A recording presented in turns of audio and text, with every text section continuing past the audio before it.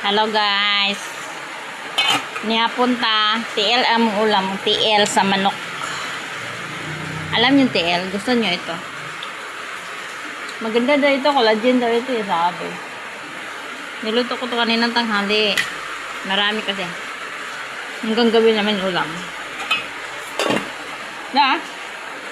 Wala na kaming wala na kaming serving plate. Diretso na sa kaldero. Sundalo sundalo tayo eh.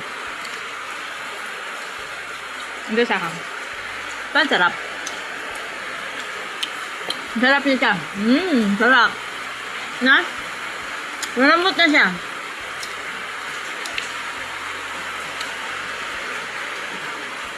Umuulan dito sa amin ngayon eh. Maingay.